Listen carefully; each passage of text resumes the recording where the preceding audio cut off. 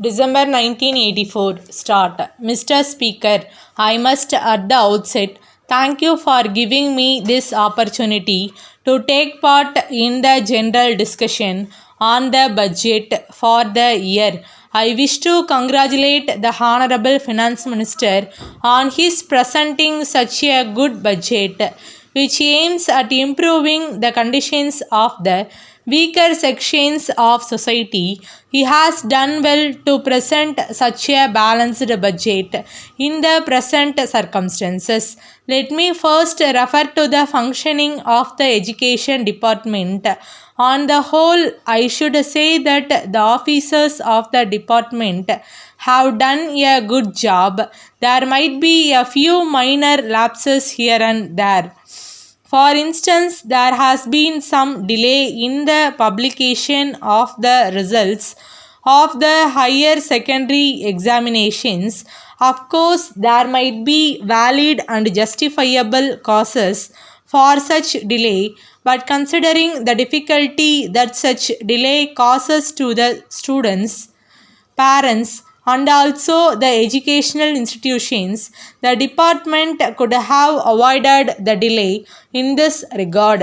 I am happy to note that the department has taken note of the criticisms made in the past years with regard to the delay in the sanction of grants and scholarships and had taken effective steps to ensure that the schools received the grants and the students received their scholarships in time. I thank the departmental officers for being responsive to the suggestions and remarks made on the floor of the House. As regards sales tax, I think there is much room for toning up the administration of this department. A number of members who spoke before we have referred to many complaints made by the merchants, traders, and businessmen about the harassment to which they were being subjected by the department. The government should realize that they are getting a huge sum by way of sales tax, which helps them to undertake many welfare schemes. The government should issue suitable instructions to the executive staff to be kind and considerate to the assessees whenever the assessees committed some errors. Out of ignorance of law, the officers should politely point out those errors to them and educate them as to how they should help the government by paying the taxes due by them. There should be perfect understanding and cordiality between the assessees and the department. Once these are established, I am sure there would be no room for many of the complaints that are now being made against the officials.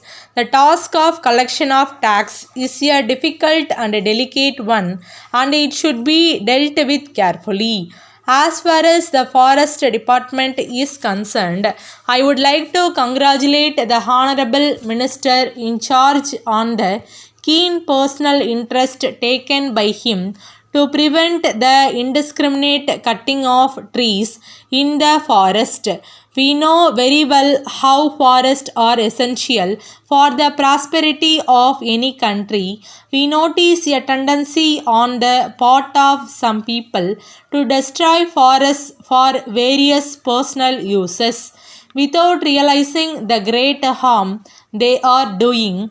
Of course, there are laws to prevent such indiscriminate cutting of trees, but as in many other fields, mere laws would not be adequate to tackle this problem. The cooperation of the people is also essential. The people should voluntarily come forward to cooperate with the officials and stop cutting of trees. The officials on their part should always be very strict in dealing with the offenders in this respect. As regards the Cooperation Department, the fine objective of the cooperative movement is not being achieved in many cases. Rules and regulations are violated very often. Also, we see misuse of funds.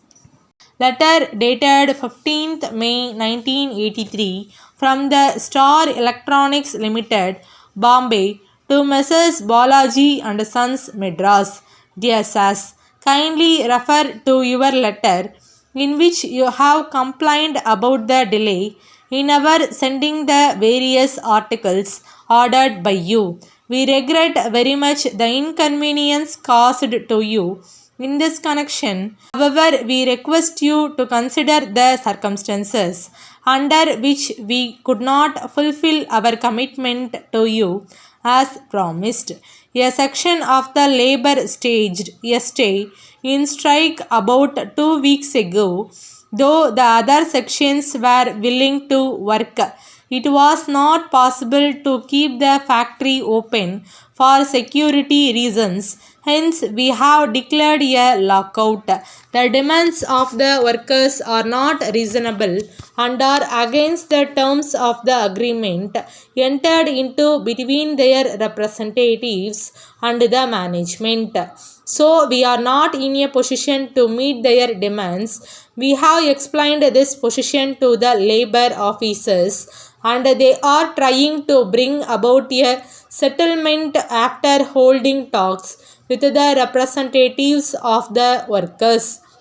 He hoped that their efforts would be successful and the workers would accept their advice and call off their strike. In any case, we hope to settle this matter shortly. Thereafter, we propose to execute all pending orders promptly. We assure you that we would give priority to your orders and send you the articles within 2 weeks. Thanking you, yours faithfully.